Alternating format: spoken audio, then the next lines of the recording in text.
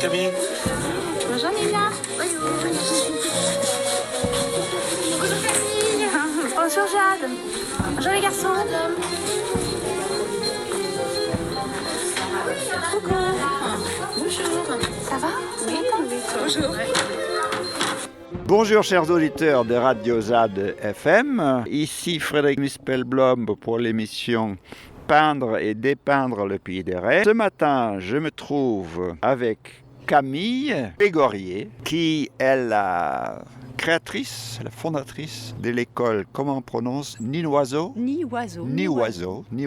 à la Plaine-sur-Mer, près de la plage du Cormier, dans un magnifique environnement. Donc nous sommes en train de faire un entretien dehors, au soleil. Cette école, c'est un rêve que j'ai, je pense, depuis toujours. Je pense que même déjà enfant, j'avais le désir de créer une école. Ça fait plus de 10 ans que je suis sur la question. Avant, j'étais dans le Val d'Oise. J'avais commencé à démarrer un projet d'école dans le Val d'Oise. Et puis avec mon mari, nous avons déménagé il y a 3 ans pour rejoindre la famille. Donc à côté de Pornic, à Préfaille, en Loire-Atlantique. Et nous y sommes très heureux. Et nous avons eu envie de recréer un petit peu des racines dans cette terre. Et les portes se sont toutes ouvertes à ce moment-là, quand j'ai commencé à dire autour de moi, voilà, si on crée une école. Et puis très vite j'ai trouvé des locaux grâce au bouche à oreille, une grand-mère qui m'a dit tiens, va voir du côté de la colonie de vacances à côté de la plage du Cormier, ces locaux sont vides, des fois ils les louent. C'est comme ça que de fil en aiguille vraiment j'ai eu beaucoup de soutien de part et d'autre, de familles anciennes ou nouvellement arrivées dans la région qui ont eu beaucoup d'enthousiasme pour ce que je proposais. Oui, parce que vous dites j'avais envie de créer une école, mais des écoles il y en a plein, donc c'est pas n'importe quelle école. Et l'enthousiasme qu'a suscité votre idée, c'est aussi parce que c'est une école un peu particulière. Oui, en effet. Alors, particulière et en même temps, j'ai toujours envie de dire, sur le modèle des petites écoles de campagne d'autrefois, de Marcel Pagnol, sans tomber dans la nostalgie, parce que nous, on est aussi innovants, mais retourner à une forme de bon sens. C'est-à-dire, j'ai souvent eu l'impression que les villages sans leur petite école étaient des villages sans âme. Il y a eu énormément d'écoles qui ont été fermées, et il y a des merveilleux modèles d'écoles avec beaucoup d'étudiants, 600 élèves qui sont merveilleux et qui fonctionnent très bien. Mais en tout cas, celle que je porte, l'école que je porte dans la vision que j'ai, est une école qui est vraiment rattachée au tissu social, économique de son territoire. Est une école qui est en lien effectivement avec les familles, avec les retraités, avec les entrepreneurs, avec les artisans. Et donc il y a une forme de bon sens qui est de reprendre ce que la France a légué de beau là-dessus pour le revitaliser. Effectivement, les petites écoles qui sont venues dans les lieux qui avaient été sinistrés parce que la petite école village publique avait été fermée, les mairies se sont dit tiens, on va mettre à la place, puisqu'on n'a pas trop le choix, une école privée, se sont retrouvées avec à nouveau des petits commerces qui réouvrent, des familles qui viennent, et même l'école publique du coin qui était menacée de fermeture, qui se réouvre aussi, parce que ça fait venir plein de familles et que c'est cette diversité de choix au niveau des modèles éducatifs qui attire les familles. Et c'est quoi par exemple le rôle des retraités ou des entrepreneurs par rapport à votre école actuelle ? Alors pour ce qui est des retraités, par exemple, nous on a plusieurs personnes qui sont retraitées bénévoles ici et qui viennent vraiment aider parce qu'on est très passionnés d'une pédagogie qu'on appelle différenciée et qui fonctionne en mini-groupe de travail. Les enfants d'aujourd'hui, c'est vraiment une qualité exceptionnelle à pouvoir s'offrir de pouvoir s'offrir des mini-groupes de travail, 3-4 enfants. Il y en a qui souffrent de pas mal d'apprentissages qui ont été mal intégrés. Il y a beaucoup d'enfants aujourd'hui qui sont diagnostiqués neuroatypiques ou 10, et même des scolarités sans accroc. 10, on dit troubles 10, dyslexie, dyspraxie, dysorthographie, dyscalculie. Tout un tas d'étiquettes qu'on colle sur les fronts de nos enfants qui sont en partie, qui ne veulent pas rien dire non plus, qu'il faut prendre en compte. Mais c'est vrai qu'ici, quand les enfants arrivent, on leur enlève plutôt les étiquettes qu'autre chose, mais on a une pédagogie adaptée à tous ces différents troubles qu'on peut effectivement mettre sous la dénomination de neuroatypiques. Et on ne va pas faire un gros débat sur la question de pourquoi et comment, mais de plus en plus d'enfants, aujourd'hui on le constate dans les familles, pètent le moule, sont un peu hors normes. Donc on leur met des étiquettes à tour de bras jusqu'à ce que finalement ça devienne peut-être tout simplement une nouvelle norme. Mais enfin ces enfants aiment et ont besoin de petits groupes de travail, d'une pédagogie différenciée. Tout ça est complexe à mettre en place évidemment, c'est un grand luxe de pouvoir s'offrir des mini-groupes de travail. Mais chez nous on a une scolarité qu'on essaye de faire la moins chère possible et on fait appel à des bénévoles pour nous soutenir dans cette pédagogie qui ont un certain nombre de consignes. Des retraités peuvent venir effectivement aussi pour donner un atelier de couture ou ce genre de choses. Puis nous, on peut aussi avoir pour projet d'aller vers eux. Une enseignante en arts plastiques qui a fait tout un travail merveilleux sur le fait de prendre des élèves et de les emmener en maison de retraite. Et ils ont fait après des magnifiques illustrations autour de ça. Et c'était une grande joie tant pour les personnes âgées que pour ces enfants-là, donc tout ce qui est intergénérationnel. Et puis pour répondre à la question sur comment faire venir le tissu plus économique, les artisans, les entrepreneurs, et comment recréer des liens avec l'école, et bien là c'est plus sur la partie collège et voire lycée. C'est pour ça que je porte depuis le démarrage un projet de travail en apprentissage éventuel en alternance. Je pense qu'on le sait déjà, il y a beaucoup de bacs pro qui mènent à des écoles d'ingénieurs et finalement à des très bons métiers et qui permettent beaucoup de passerelles. Moi je veux porter ça encore plus loin. Je pense que des enfants aujourd'hui qui peuvent venir passer un bac pro, que ce soit pour savoir construire des maisons, de la restauration, de l'électricité. Nous, on a pour ambition de pouvoir faire ça, mais de les amener au-delà, en plus de connaître un métier. S'ils veulent après rejoindre et faire des études supérieures, notre ambition, c'est de dire que c'est tout à fait possible. Donc d'avoir des jeunes gens qui ont autour de leur collège, lycée, un écosystème de petits employeurs, artisans ou entrepreneurs, qui, sélectionnés avec soin, ont envie de venir avec nous pour être aussi des bons maîtres d'apprentissage. Parce que donc, l'école, du point de vue de l'âge, va de quel âge à quel âge? Ça commence avec le petit, le CP? Ben voilà, tout simplement. On va de la maternelle jusqu'au lycée. Pour l'instant, nous sommes collège et sans doute aussi encore l'année prochaine. Encore que nous allons sans doute accueillir 2 lycéennes de seconde. Mais dès 2024, nous serons effectivement en mesure de faire passer des bacs généraux et professionnels. Et effectivement, la vision que je porte depuis toujours, qui est pour moi aussi une vision de bon sens, c'est qu'arrivé à cet âge-là, vers l'âge de 18 ans, on peut tout à fait passer un bac et ensuite avoir accès à des études supérieures si on le souhaite, et en même temps rien n'empêche aussi de savoir aussi se servir de ses mains, de savoir construire des maisons, de savoir utiliser l'électricité, de savoir cuisiner, ce genre de choses.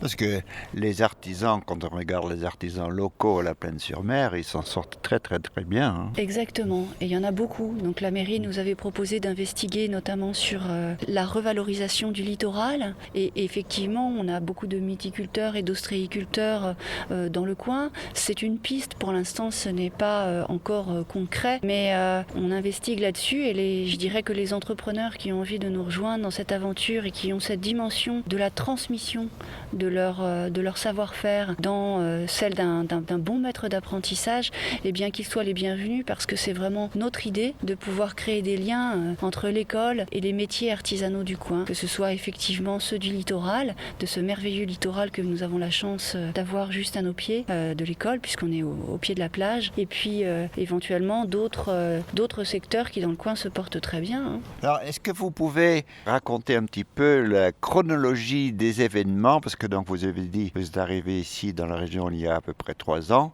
et donc votre idée a germé, vous avez cherché puis trouvé un local, et ensuite comment cela s'est mis en place progressivement? Alors effectivement, nous avons d'abord investigué du côté de l'apprentissage, de l'alternance, et puis beaucoup de familles sont venues à nous avec des enfants dont un certain nombre étaient assez en souffrance.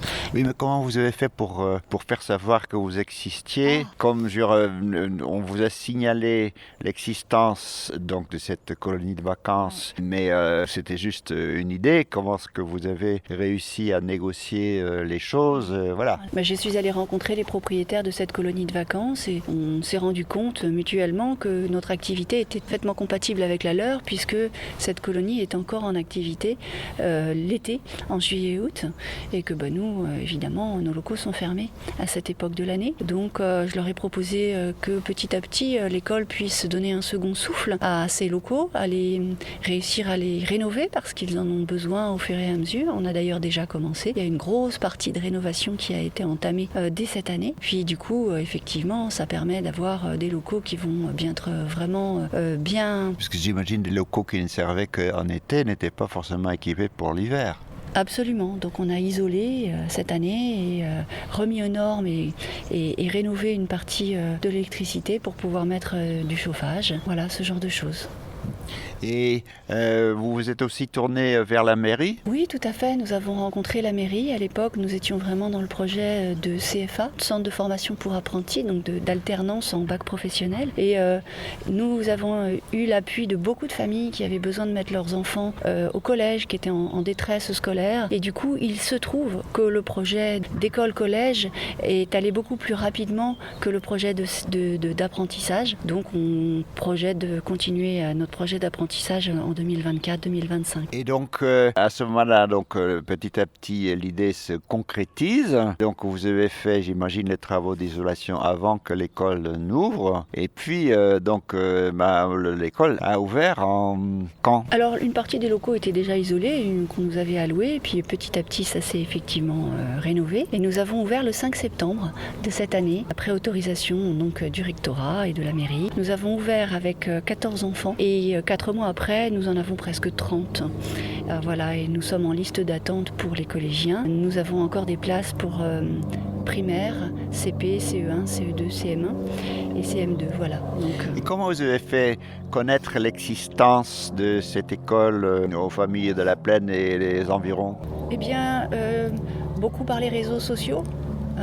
En toute honnêteté, je suis vraiment pas une pro de la communication. D'ailleurs, s'il y a des personnes qui se sentent appelées par mes paroles et qui se disent qu'ils voudraient donner un coup de main de ce point de vue, nous en serions ravis. J'en profite. Mais voilà, les réseaux de famille, quelques réseaux sociaux et qui ont fait pas mal le bouche à oreille, un petit peu, voilà, Facebook, Instagram, c'est pas tellement aller plus loin, mais c'est vrai que le bouche à oreille s'est fait extrêmement vite et extrêmement bien.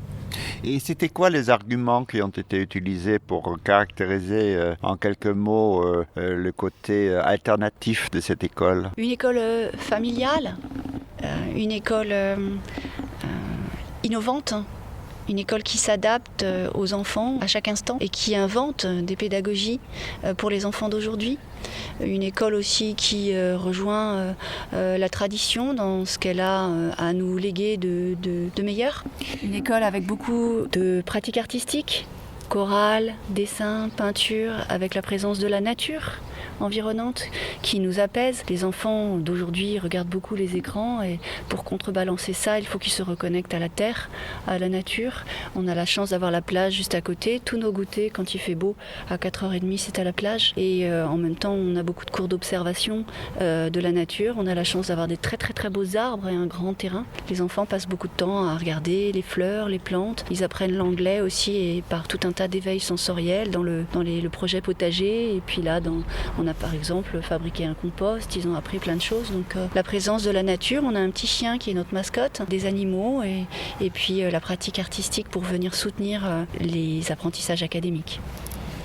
Et donc vous allez effectivement, quand il fait beau, vous allez à la plage, vous sortez de l'école et vous goûtez en bord de mer. Oh bah oui, pourquoi se priver? On est à 80 mètres de la plage, l'une des plus belles plages de la région. On va pas le taire, on se sent très privilégiés.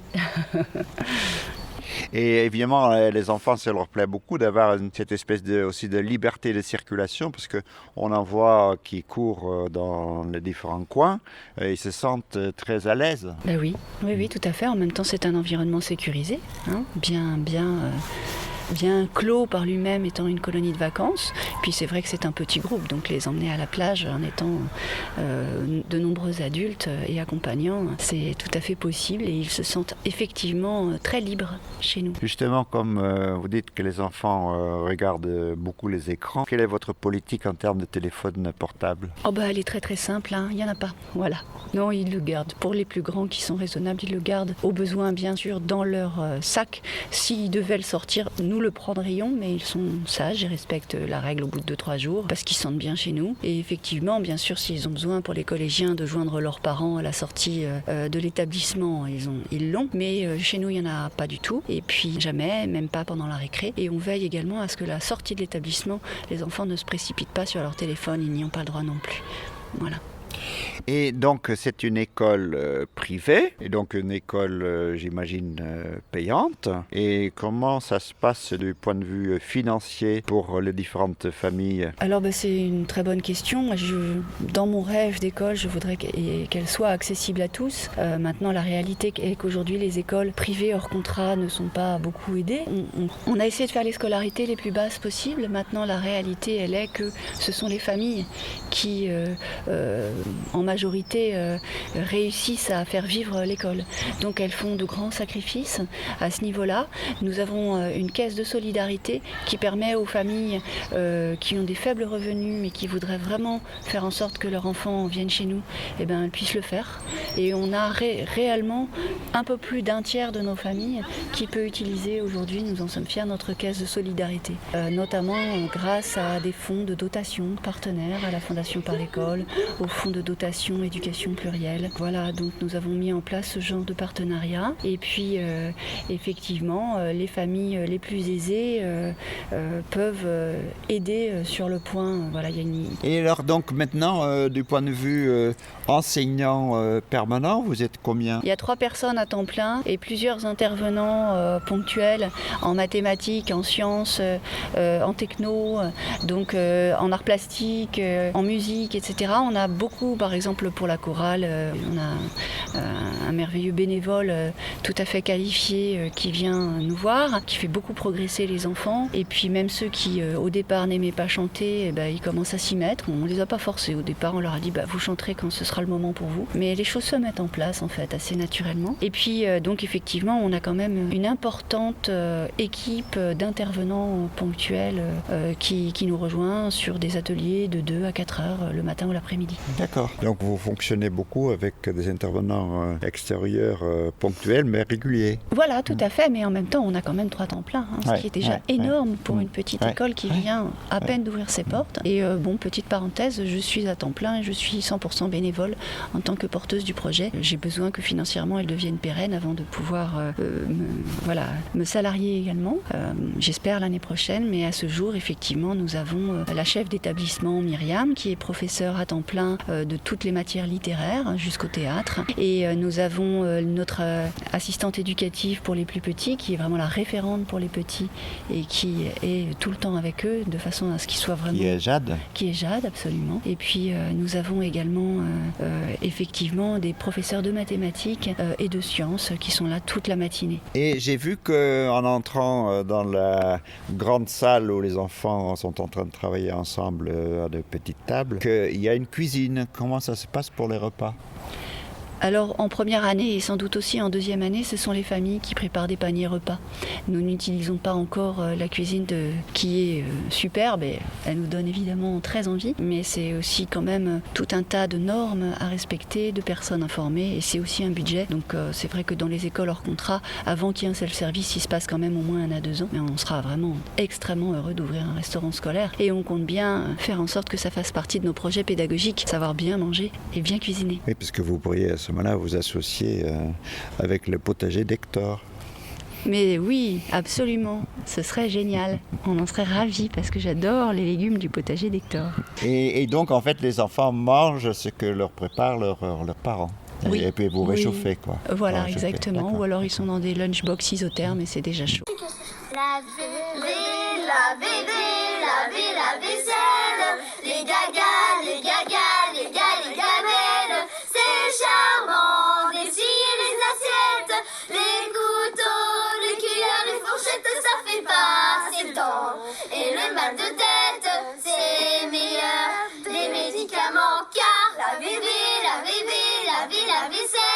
les gagas, les gamelles, c'est charmant d'essuyer les assiettes, les couteaux, les cuillères, les fourchettes, ça fait passer le temps. Et le mal de tête, c'est meilleur des médicaments, car... Allez, c'est parti. Une fois fois 6. 6. 2 fois 6. 12. 2 fois 6. 18. C'est le micro qui vous impressionne. Attends. 2 fois 6. Attends, 6 fois 4, 24. Attends, on va faire la table de 4. On va recommencer avec... Ils sont... bon, ouais, on va refaire la table de 4. Allez, 1 fois 4. 4. 4. Donc là, je suis avec Jade. Jade. Ah oui, c'est perturbant parce que comme c'est pour Jade FM. Tout à fait, oui, effectivement. Et c'est mon prénom. Bon. Et là, je suis avec Jade dans la cour de récréation. Côté petit, Oui, qu'on entend dans le fond. oui. Il fait très beau, il fait froid, mais il fait très beau. Et donc, Jade, qu'est-ce que vous faites avec ces petits toute la journée? Alors voilà, donc moi je suis avec les enfants de la classe de grande section et de CP.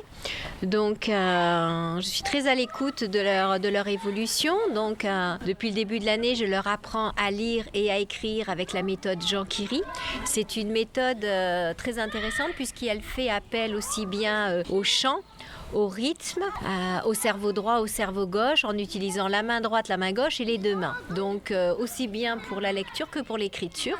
Et donc ils apprennent à écrire de la main gauche et de la main droite? Voilà, Ah disons oui? que... Alors c'est pas qu'ils apprennent à écrire de la main gauche et de la main droite, c'est-à-dire que pour ancrer le schéma d'une lettre, on va leur faire d'abord avec la main droite, puis on va utiliser la main gauche, même s'ils sont droitiers, ils vont le faire une fois de la main gauche et après une fois des deux mains. Ça permet d'ancrer le geste de l'écriture. On va le faire dans l'espace, on va le faire sur le bureau, ensuite on va le faire avec de la pâte à modeler et puis on va ensuite s'entraîner sur le cahier. Voilà, c'est vraiment un ancrage de lettres de façon à ce que ce soit une forme de jeu, mais aussi que l'enfant n'ait pas cette difficulté parce qu'on a des enfants qui vont avoir une écriture très facile et puis on en a d'autres où ce sera beaucoup plus difficile et donc on entraîne le mouvement avec cette méthode. C'est vraiment un mouvement qui s'ancre dans la totalité du corps, aussi bien avec le cerveau droit qu'avec le cerveau gauche. Voilà. Il y a le chant aussi, lorsque l'on écrit, on va chanter de façon à ce qu'il y ait un rythme qui se passe parce que lorsque l'enfant a des difficultés, soit d'écriture, soit de mémorisation, lorsqu'il y a le rythme et le chant, il va s'entraîner à écrire d'une façon beaucoup plus facile. En fait. Et donc vous chantez les lettres? On chante les lettres, oui, tout à fait. En fait, quand on écrit une lettre, on va la chanter. C'est pas vraiment un vrai chant, puisqu'on va faire 1, 2, 3, 4, 1, 2, 3, 4, 1, 2, 3, 4. J'ai écrit A. Et on fait le geste de la lettre. Voilà. Et chaque lettre... Avec les deux mains? Avec les deux mains ou avec la main dans laquelle ils sont habitués à écrire. Donc vraiment parce qu'on favorise bien entendu la main de leur préférence, mais on les habitue à utiliser les deux mains pour que les deux cerveaux travaillent en même temps. Après, donc il y a la lecture, bien entendu.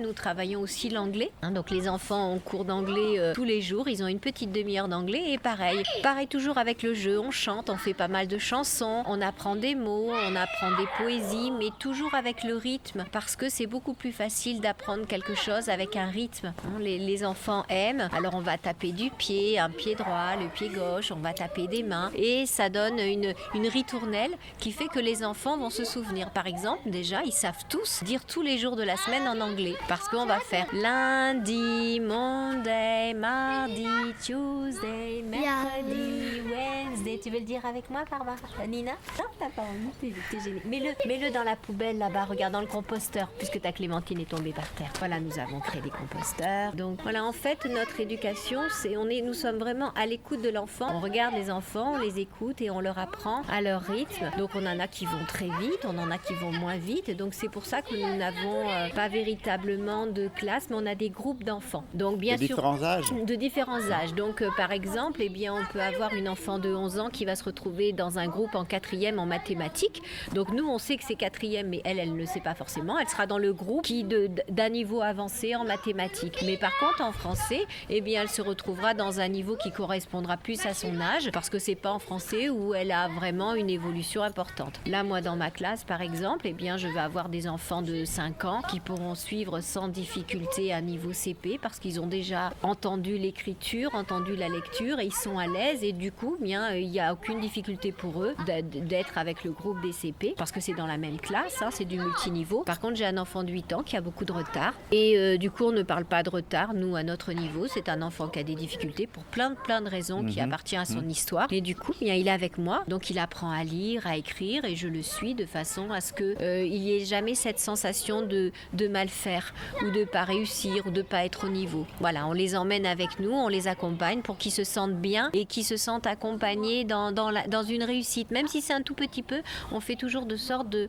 les féliciter et de dire tu vois, regarde, tu progresses, regarde, tu as réussi à faire ta lettre. Voilà, même si lui il dit oui, mais moi je voudrais faire comme ça, oui, mais tu vas y arriver petit à petit. Voilà. Donc c'est très personnalisé. Très personnalisé, on a cette chance de pouvoir faire ça. C'est l'avantage des écoles alternatives, hein, c'est qu'on essaye véritablement de personnaliser le travail que l'on fait, aussi bien avec les enfants qui sont en demande d'aller plus vite que des enfants qui ont besoin d'aller plus doucement ou ceux qui ont tout simplement leur rythme plus ou moins classique. On a tout ce petit monde qui fonctionne très très bien. Et le petit chien qui se balade là, il apprend aussi? Voilà, alors notre petit chien, c'est notre petite mascotte. Elle est là, Elle s'appelle comment? Elle s'appelle Oyana. Elle est là quand il y a du chagrin, elle est là quand il y a du jeu, elle est là à tous les moments et puis elle participe à la vie de la classe des plus petits, hein, grande section CP. CP-CE1. Voilà, ça se passe très bien. Les enfants prennent soin d'elle aussi, font attention. C'est un bel échange parce que c'est important que l'enfant prenne soin et conscience qu'un animal, eh bien, c'est aussi un être vivant auquel il faut faire attention, protéger, pas forcément donner de la nourriture comme ça n'importe comment, pas forcément caresser non plus n'importe comment. Donc voilà, il y a tout un respect qui se met en place. Et donc la chienne se balade aussi bien dans la cour que dans la classe? Voilà, elle est dans la cour, elle est dans la classe, elle est à la cantine avec nous. Bon, généralement, à la cantine, elle est couchée sur son tapis parce qu'elle sait qu'elle reste à sa place. En classe aussi. En classe, elle se balade pas autour des tables. Quand on arrive en classe et que les enfants se mettent à leur table, eh bien, elle va s'asseoir, elle va s'allonger sur son tapis. Voilà. Donc, elle dérange pas, elle perturbe pas la classe. Par contre, quand elle voit qu'on commence à gesticuler dans la classe, elle est la première debout à aller voir tout le monde. Ah, bien sûr, les enfants apprennent à compter. Donc, ils adorent ça. Hein. Donc, j'ai une bande numérique accrochée au niveau du mur. Quand ils ont une difficulté en comptant, en écrivant un chiffre, je leur demande d'aller se référer à la bande numérique. Bon, voilà, ils ont une sorte d'autonomie aussi, c'est ce qui est important. Donc là, en ce moment, pour mes CP, j'en suis avec la soustraction avec retenue. Donc ça fonctionne très bien. Ils ont fait les additions avec retenue, les soustractions avec retenue. Et quand il y a un chiffre, parce que là, avec les CP, nous allons jusqu'à 100.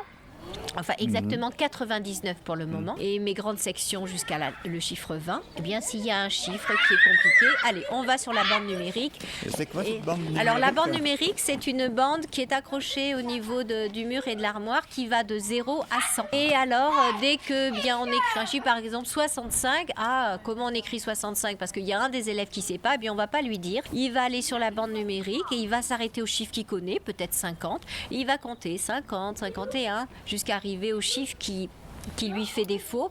65, c'est un 6, c'est un 5. Donc il retourne à sa place. Puis voilà, il y a cette autonomie du chiffre. Et puis des fois, ils s'amusent entre eux.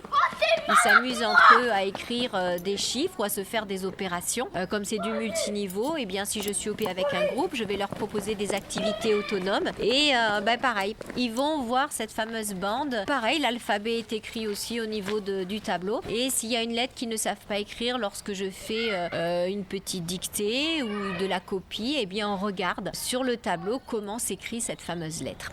Voilà.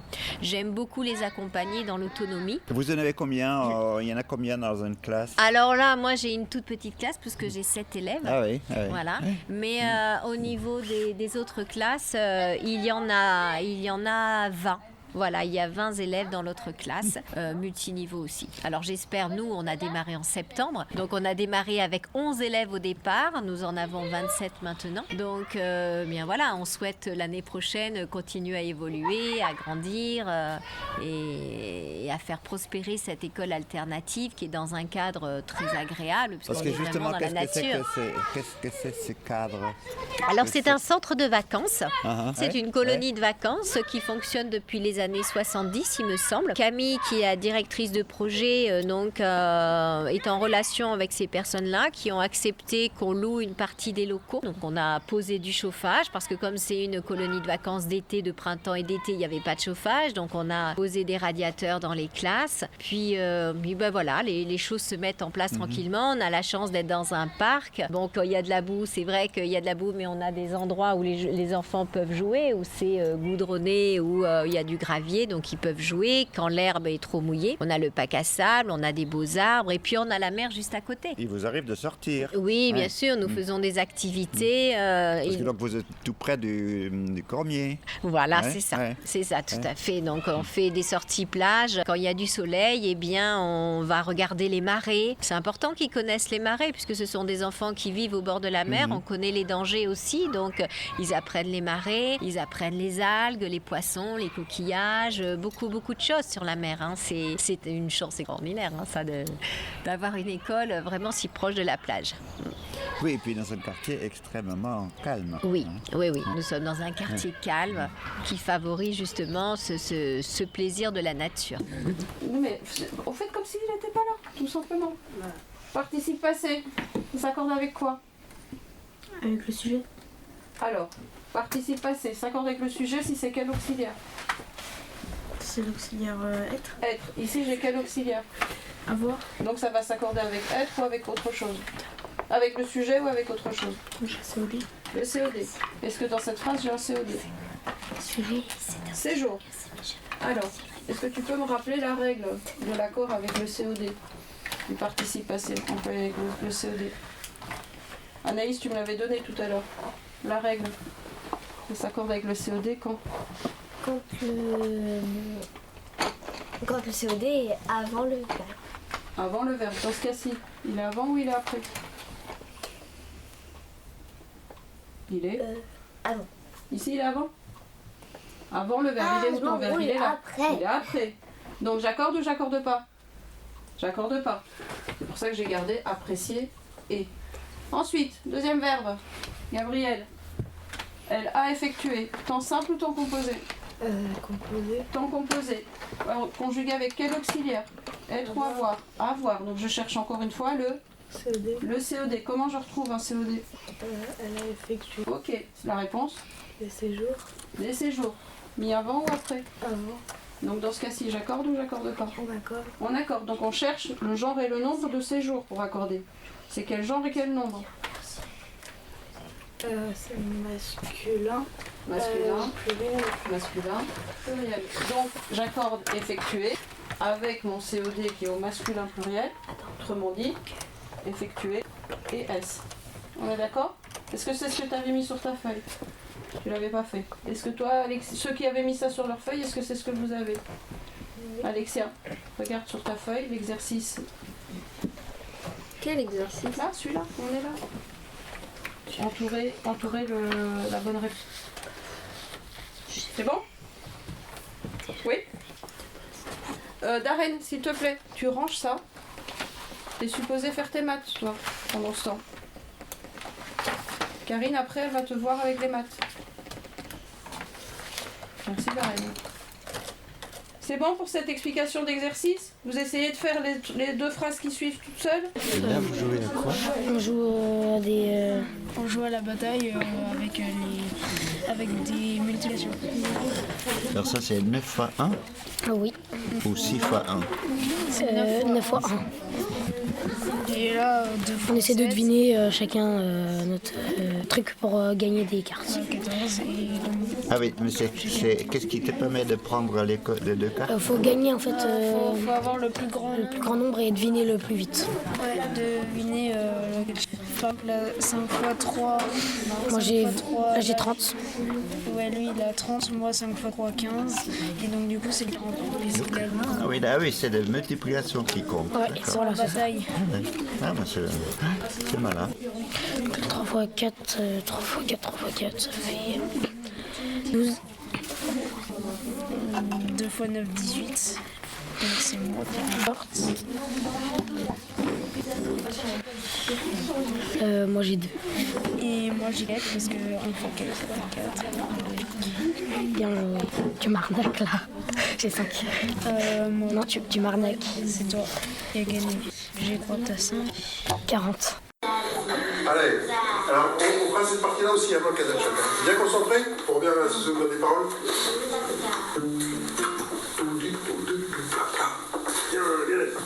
Ça commence comme ça, avec les guitares. 3, 4.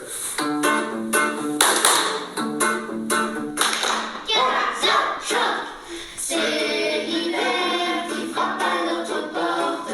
Mes amis, allumons le feu. C'est l'hiver que le diable l'emporte. Mes amis, ce soir oublions-le. C'est l'hiver que le diable l'emporte. Mes amis, ce soir oublions-le. Babouchka, apporte le pain d'orge. Ce qu'il y a de bon dans la maison. La vodka qui brûle un peu la gorge, mais qui nous laisse le cœur plein de chansons. Quand ça chante, dans la nuit, les loups font une ronde sur la neige, sonnent les corbeaux. Oublions la tristesse du monde, tous les loups et les vilains oiseaux. Oublions la tristesse du monde, tous les loups et les vilains oiseaux. Babouchka, apporte-moi ma vodka, et joue-nous un air à ta façon. Joue d'abord les batteries de la vodka, et quand tu auras fini, nous danserons. Quand ça chante, tout est glacé,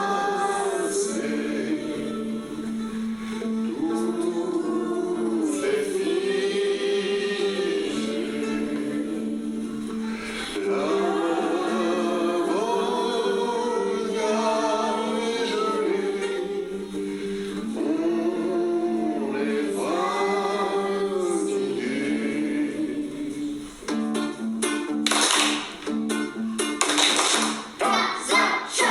Alors là, c'est la récréation?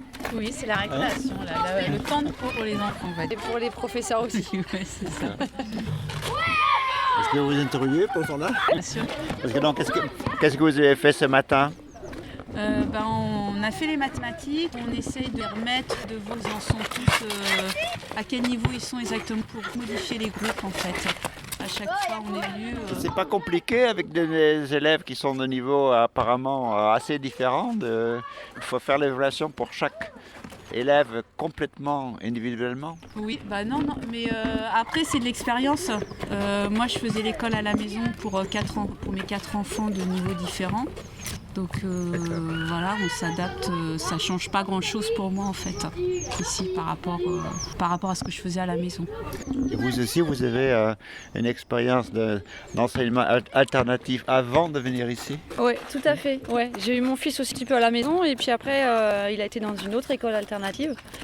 Donc j'ai vu aussi comment ça pouvait se constituer et tous les bienfaits que ça pouvait leur apporter. C'était dans le coin? Non, c'était pas du tout dans la région. C'était ailleurs. Ouais. Et donc, vous vous appelez comment? Moi, c'est Anne-Sophie. Et vous? Karine. D'accord, donc voilà, Karine et Anne-Sophie. Et donc là, vous prenez le thé. C'est ça. Et le soleil. Au soleil. Pour les surveillants en même temps. Hein. Ouais, voilà.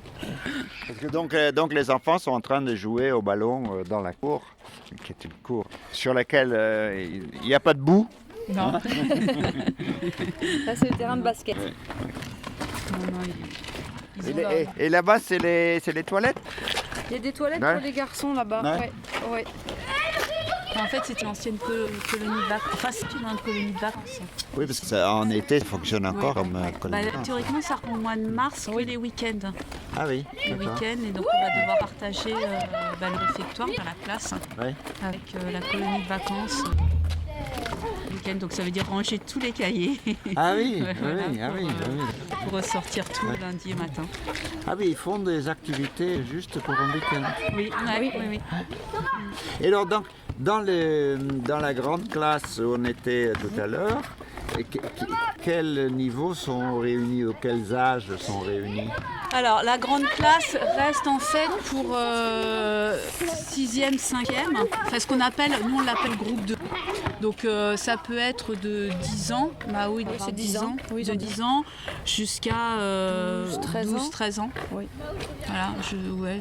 Et donc en gros c'est la fin de l'école primaire et le début du collège. Oui, voilà, ça en général c'est CM2, 6e, 5e, c'est ce qu'ils font, c'est le cycle de 3 de CM2, 6e, 5e en fait.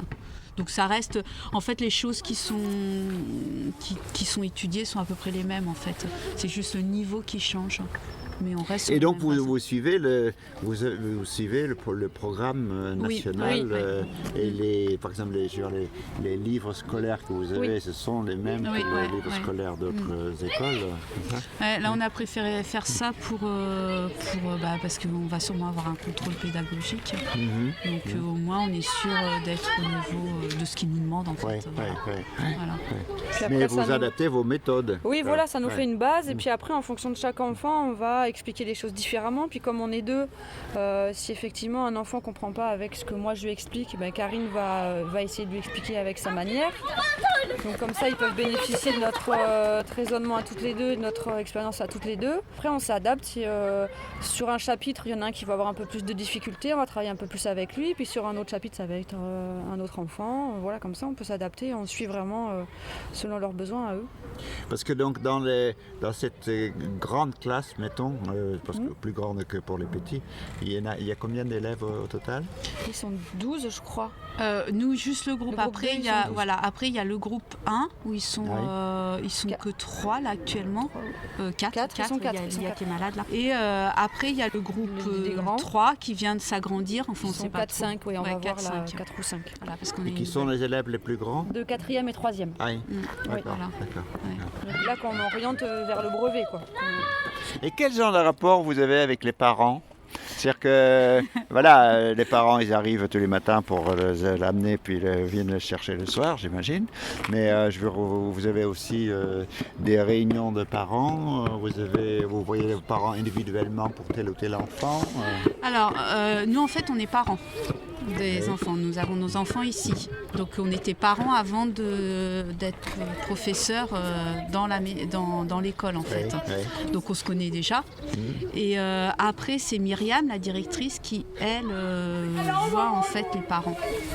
Sur nous on lui dit ce qu'il en est en fait, et c'est elle après qui voit les parents en réunion avec Camille normalement. Camille qui est celle qui a créé le projet en fait. Et donc ce sont elles aussi qui accueillent les parents la première fois pour expliquer le fonctionnement de l'école. Oui, tout à fait. Et alors comment vous les trouvez ces élèves?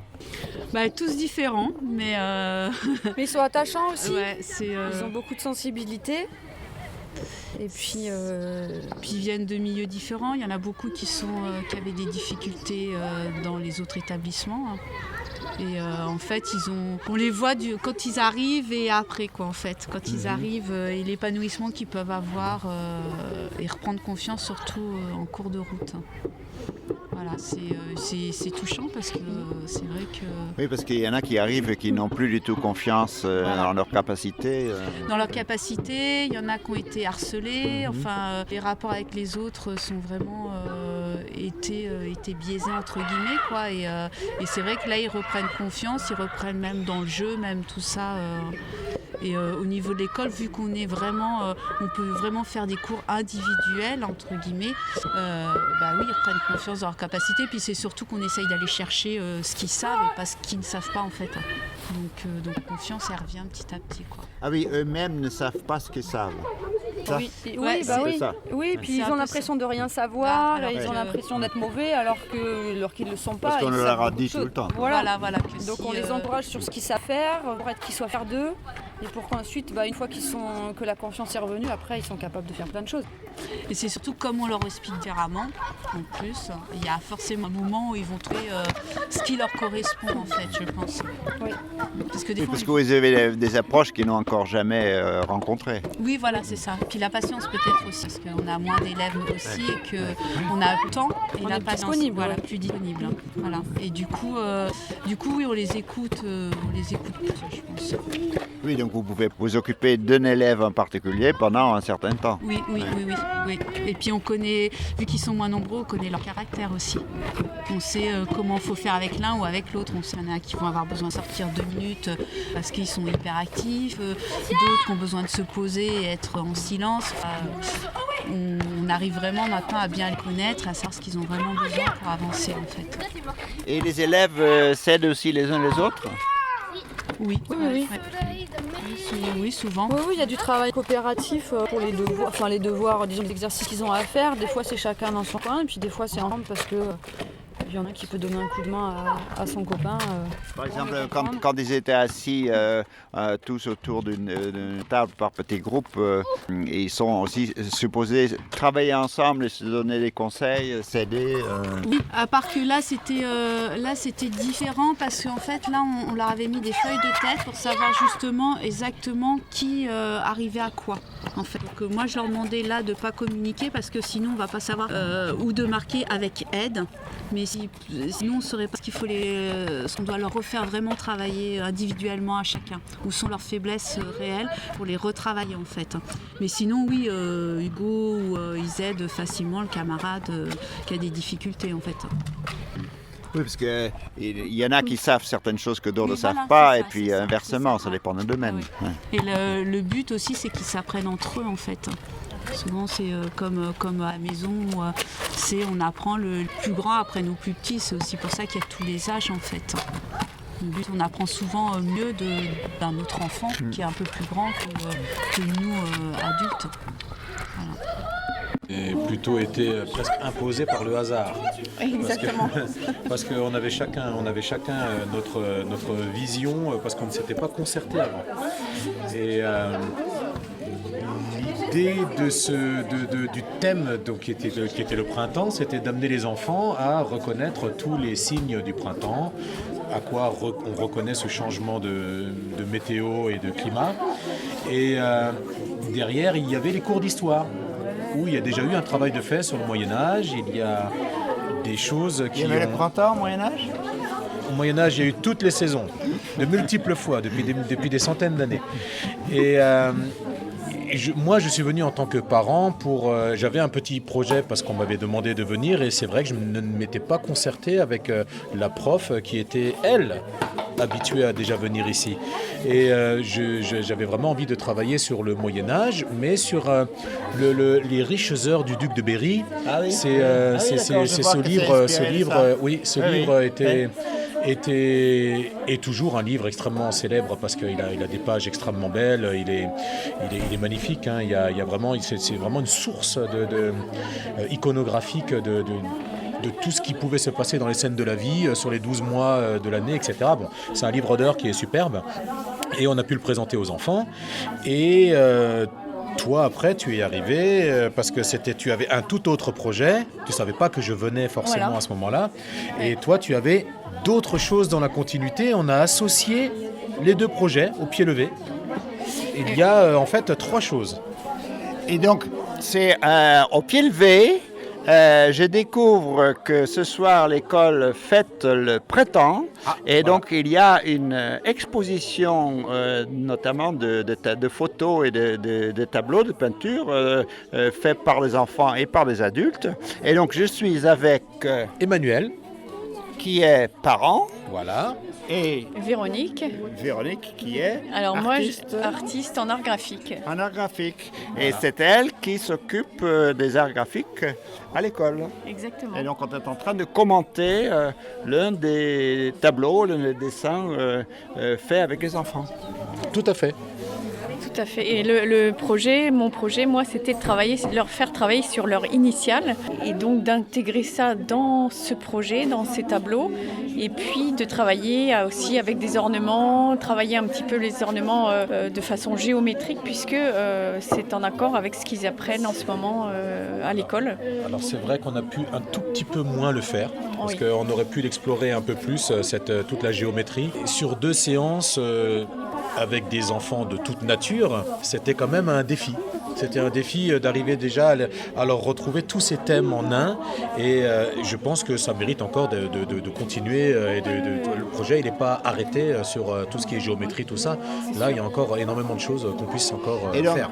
Moi ce que je vois comme lettres, je vois le N, je vois le D, le M, le L, le L, le K. Hein? Et un C caché, caché dans un château. Ouais. Il y a W-E. W-E. Okay. Il y en a un peu partout, vous voyez. Dans les enfants, on peut retrouver leurs initiales cachées dans les décors. Le T, le H, je ne sais plus, le M. Voilà, il y a sur chaque tableau. Et quels étaient les heures de travail que vous leur avez demandé de faire sur leur initiale? Qu'est-ce qu'ils faisaient avec leur initiale, comme de point de vue peinture? Parce que là, ils ont marqué leurs initiales, mais est-ce qu'il y avait un lien avec le reste du dessin aussi? Finalement, les 2 projets se sont soudés. C'est devenu la grande initiale. Finalement, c'est incorporé dans le tableau et elle n'est pas forcément intégrante à chaque fois. D'accord. Voilà, normalement, elle devait être décorée, mais... Les enfants étaient libres d'essayer de trouver comment intégrer leur initiale dans un tableau. Alors, quelquefois, effectivement, il y a des résultats plus ou moins, alors je ne veux pas dire heureux, parce que ils sont tous heureux, ces tableaux. Et on voit bien que certains ont réussi à jouer le jeu de les cacher dans le décor, et d'autres expriment un peu plus largement. Et donc, ce qui pouvait peindre comme là, par exemple, je veux un cochon et puis un autre animal sur une petite butte, ce sont eux qui ont choisi, qu'ils peignaient complètement librement. Mais on leur a donné en exemple justement tous les tableaux des riches œuvres. Ah oui, d'accord. Vous voyez, ils ont pu s'inspirer. On a pu leur montrer toutes ces fameuses scènes de vie. Oui. Et après, ils restaient toujours constamment libres d'y mettre soit des personnages, soit des animaux. En tout cas, qu'ils puissent avoir toujours ce rapport printanier avec la naissance de la nature, le reverdissement, le fleurissement. Ça a été plutôt compris dans l'ensemble, avec les personnalités des uns et des autres. C'est pour ça qu'on a des œuvres à ce point différentes. Oui, ils sont tous très créatifs, parce qu'il y a des résultats totalement différents. Et sous quelle forme concrète les parents et la prof d'art plastique ont travaillé ensemble? Alors c'était un peu au pied levé. De toute façon, c'est une école qui n'a jamais exclu et n'exclura pas les parents. Donc les parents sont plutôt bienvenus pour justement apporter non seulement une aide, mais pourquoi pas quelques connaissances, en tout cas un vrai soutien dans l'éducation globale, vraiment des enfants, tout ça, parce que c'est vraiment un atout. Et que des parents puissent aller auprès du corps enseignant, on se retrouve à multiplier les compétences ou les qualités. Et c'est comme ça que les choses se sont faites aujourd'hui, ces 2 derniers jours. Et on réitérera. Parce que c'est tout récent, les dessins aussi sont tout récents. Oui. Ah d'accord. Ah oui. D'accord. Oui. Ça a été fini aujourd'hui, presque fini, tout n'a pas été fini. Il y a eu 2 séances là sur cette série, oui. Sur cette série, mais là il y a encore des œuvres de... Ah oui, puis il y a des œuvres sur chevalet. Ils sont encore là. Voilà. Ah d'accord. Et donc ça a été fait avec de l'acrylique? De l'acrylique, voilà. Mais un peu de tout, du collage. Pastel, collage, crayon, toute technique. Et on voit bien les résultats. C'est assez incroyable de voir cette richesse, ce foisonnement de créativité. Un enfant, une œuvre. Ah oui, c'est incroyable. Ah oui, donc vous avez collé les différentes œuvres ensemble, ensuite? Non, ils ont travaillé sur le tableau. C'est de temps en temps. Là, il n'y a qu'un élève qui a collé son... Ah, d'accord. Non, là, ils ont travaillé réellement. Oui. On a fait que diviser le tableau. Ah oui, je vois, le tableau, il est là et il y a un dessin collé par-dessus. C'était du 4 mains. Ah oui, c'est des... Oui, c'est-à-dire que là... Pour les enfants, évidemment, c'est relativement grand format. C'est ça. Voilà. Bon. Ben, c'est magnifique. Merci. Merci. Ben, vive le printemps. Et vive le printemps.